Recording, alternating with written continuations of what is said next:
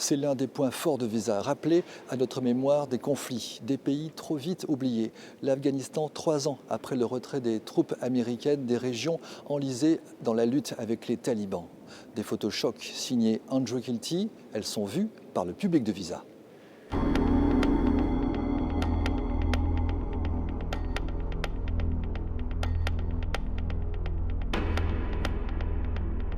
C'est difficile d'avoir un avis, c'est clair. Enfin, pour nous, on critique le départ des Américains, mais on critiquait aussi leur interventionnisme. Alors, l'équilibre, ils y sont plus.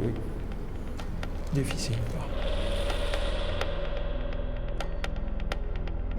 Ils sont intervenus et il faut continuer l'aide pour reconstruire.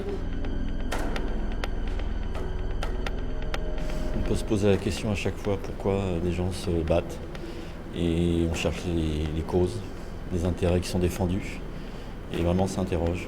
On se dit que l'Afghanistan c'est a priori pas un pays riche et pourtant les hommes se mettent à se battre. Pourquoi ? Maintenant ça devient de plus en plus compliqué et donc on ne voit pas forcément le pourquoi et puis surtout l'issue. C'est ça qui est important. Et puis les enfants à chaque fois.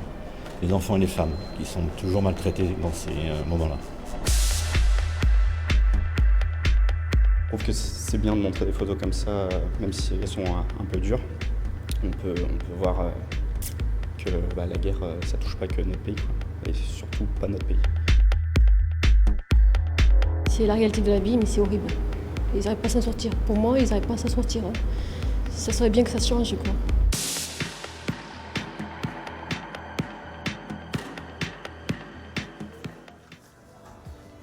Enfin, une exposition étonnante, c'est celle de David Guttenfelder, le premier photojournaliste à se rendre régulièrement en Corée du Nord, le pays le plus fermé du monde qu'il photographie avec son téléphone portable. Il en fera de même à son retour aux États-Unis pour le plus grand plaisir des adeptes du réseau social Instagram.